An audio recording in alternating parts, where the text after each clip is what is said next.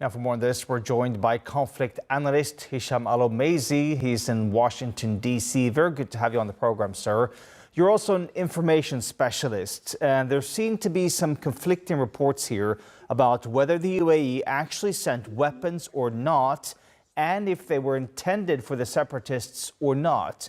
What's your reading here of the situation? Oh, they definitely sent weapons for the SDC. They sent vehicles and a weapons cache.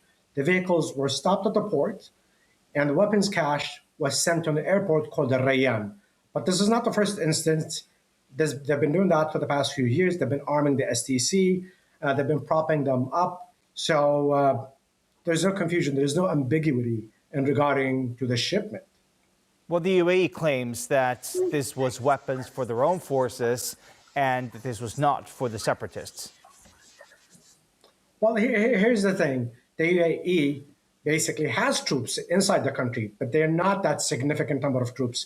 So why are you sending this massive shipment to few troops on the ground? It just doesn't make any sense, honestly. And this is one of the things that the Saudi coalition, right after the UAE statement, the Saudi coalition issued a secondary statement explaining that it was indeed a shipment sent to the SDC.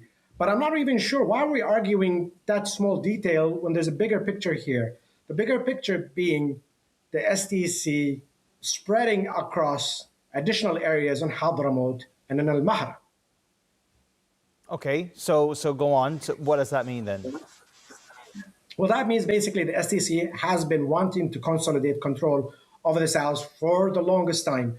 They've not been hiding that agenda. They've been very outright with it since the beginning of the war, where they basically said they are seeking secession and retrieving control over the southern parts of the country. And the last two places were basically Hadramaut and Al-Mahra. And unfortunately, the Yemeni government is quite weak. And the SDC capitalized on that weakness and moving into those areas. And the government basically didn't want really a clash with the SDC. And that's why they've been making concession after the other, being also hosted by the SDC in the temporary capital in Aden.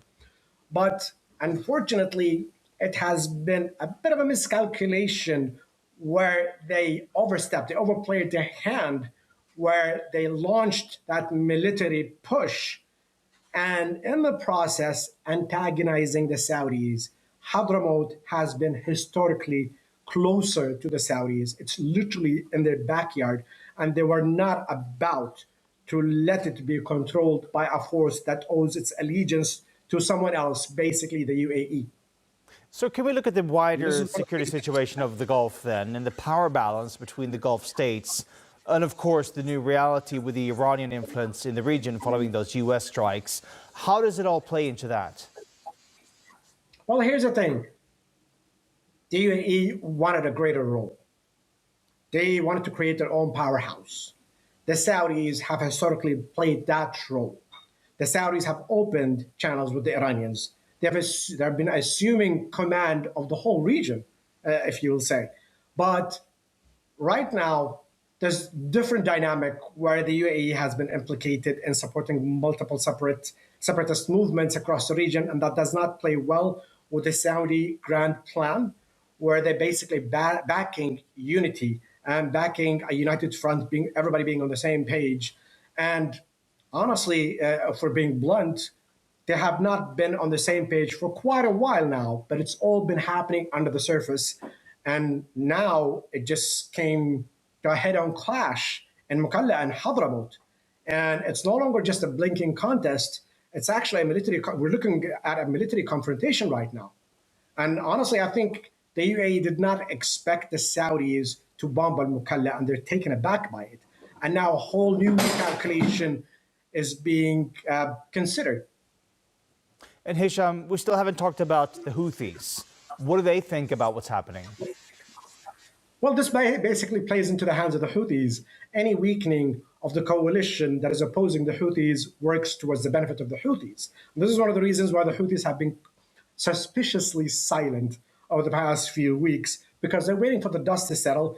It works in their favor for the powers that are fighting them to fight each other and weaken each other.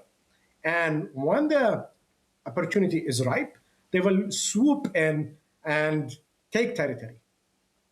All right, Hisham Al-Omeisy, a conflict analyst. Thank you so much for your time. Thank you for having me.